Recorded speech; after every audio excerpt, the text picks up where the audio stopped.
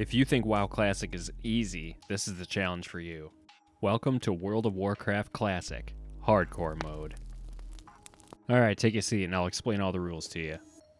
There is no respawning in this, so as soon as you die, your character is dead, forcing you to stare at your character's ghosts forever or delete them into oblivion, never to be seen again. It's a painful process, but it's rule number one: death equals delete. Playing this way is both rewarding and challenging. Keep an eye on your health, your cooldowns, and all of your surroundings, or you will end up dead. And trust me, it will hurt your soul. All professions are allowed, but there is absolutely no auction house and no trading between you and other players. This means all of your gear comes from quests, drops, vendors, and crafting it all by yourself. Dying in something you crafted all by yourself makes the death sting just that much more, so do your best to stay alive. There is a whole website laying out all of the base rules, so if you wanted to check that out, I'll leave a link down in the description. I'm not sponsored, but I feel like that would be a little easier to find. So now that you understand the rules, let's get into the video.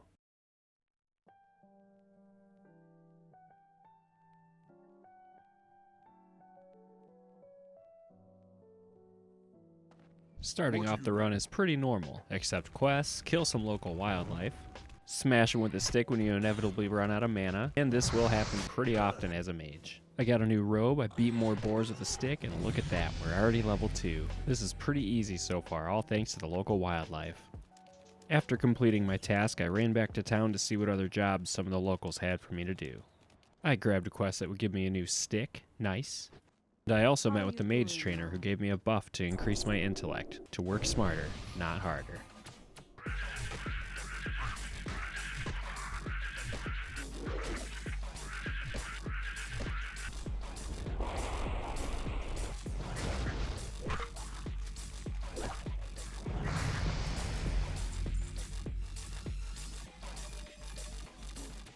And would you look at that, we are already level 3.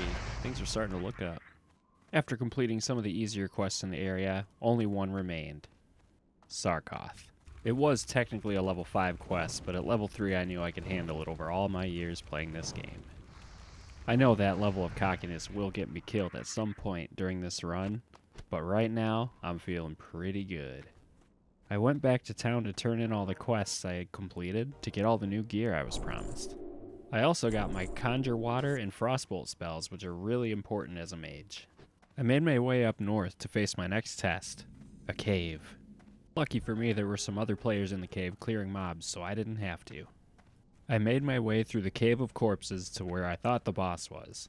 I then remembered he was up on this ledge where you can't jump up to. I tried to jump up there a few times, but Yarog could attack me, so I decided to stop trying. And in the cave, I finally hit level 5. I snuck up from behind and unleashed my assault. One-on-one, Yarog was kind of a pushover, so it was amazing that he was the leader of anything.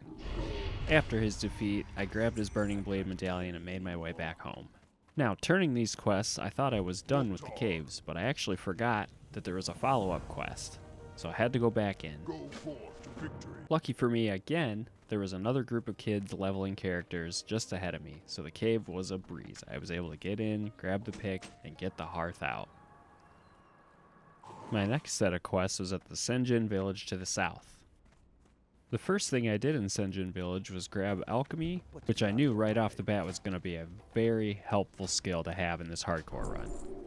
Since I'm not going to be able to use the auction house, I also grabbed herbalism. From there, I was also tasked in this area to murder some of the local wildlife. And thanks to those crabs, I was finally able to reach level 6. Then I ran up to Razor Hill, all to prepare for what I knew it was coming next. I made Razor Hill my home and started crafting some potions because I knew I was going to need those for the next step of my journey. I also made a stop in the barracks so I could train in first aid. I also needed to find a mage trainer, but completely forgot that there was one down in Senjin village, so on I went back south. I grabbed as many herbs as I could find on my way back south, and I also crafted some bandages using some linen I found. I learned how to conjure my own food and got Fire Blast from my mage trainer, and leveled up my Fireball, which is going to be awesome for the Echo Isles. It was on these islands that I finally had a challenge. The local trolls on this island really humbled me and reminded me that so far in my run it's been pretty easy.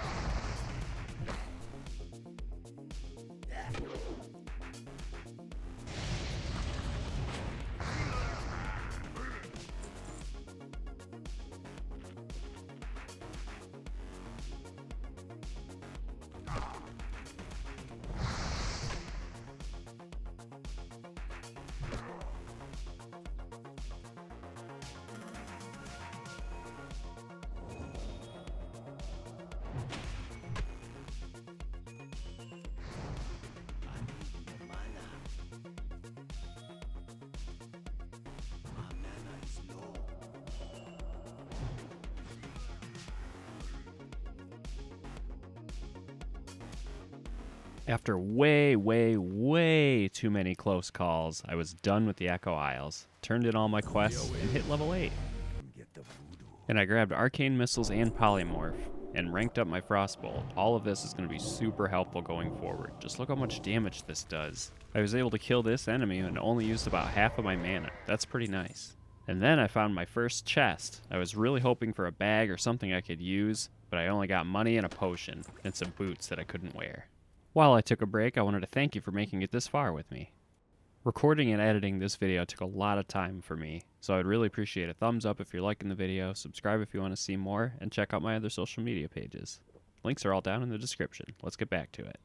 With this next quest being finished, I was done with Senjin Village. I was grabbing my last piece of gear from the quest rewards.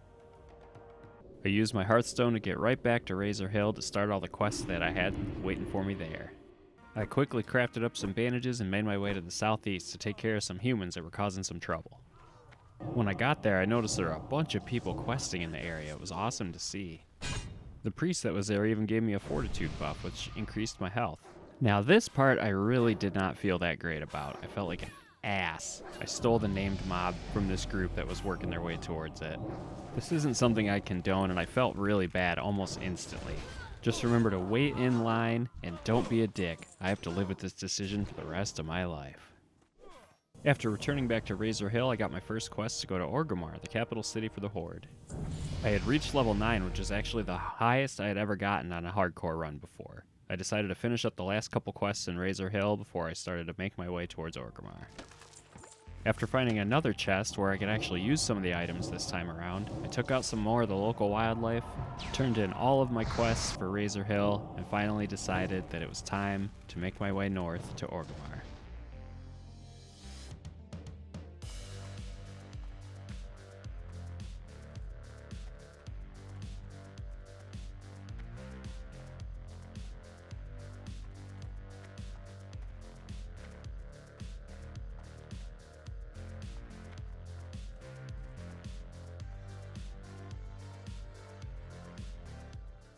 Before entering Orgrimmar, I had grabbed a quest to help somebody with an antidote that they needed to get from Orgrimmar. I then made my way to Grommash Hold to go to Thrall's Chamber to turn in my one quest that I had, and even grabbed one from the War Chief himself. I haven't seen this version of Thrall in about 15 years, so it was really good to see him. I stopped by the alchemy trainer to learn some new recipes to help me with my adventure. I was certain that this weak troll's blood potion would come in handy. I was feeling pretty good to leave Orgrimmar, but then suddenly I realized something. I never turned in the quest to grab the antidote for Rhynag that was on a quest timer that I just noticed. I quickly ran to Korgan to get the antidote, but he needed some materials first. He needed poison sacks from some nearby scorpions. For some reason, I thought taking my Hearthstone back to Razor Hill would have been the best idea. I was very clearly wrong. I made it as fast as I could back north. By the time I had made it to the scorpions that had the poison sacks I needed, I had already burned about 8 minutes off of my timer. Things were not looking good, but I owe it to Rhynag to get these ingredients to make the antidote he needed. I even took on some poison myself to try and help my friend. That wasn't going to stop me. I was careless to let the timer get down this long. My troll brother needed me. Rhynag, I'm coming! I finally got the last poison sack with 11 minutes to spare. There was no time to lose. I quickly made my way back to Korgan with the ingredients he needed for the antidote. I could feel Rynag's life force slipping. I needed to hurry. I hightailed it out of Orgrimmar. This is the final stretch. Scorpion tried to follow me into Rynag's hiding place. I wasn't going to let him finish him off. Not when I was this close. With one final fireball and the biggest crit I've ever seen in this game so far, I hit level 10. And I was able to save Rynag's life with about 5 minutes left. And since I had just hit level 10, I wanted to see where my talent point was going to go. But suddenly, another assassination attempt. Another Scorpion was trying to take Rynag's life. Not while I'm here, buddy. You're safe with me, Rynag. And after saving his life for the 3rd time in the last 5 minutes, I used my talent point on Frost Warding for some more armor myself, because defense wins championships.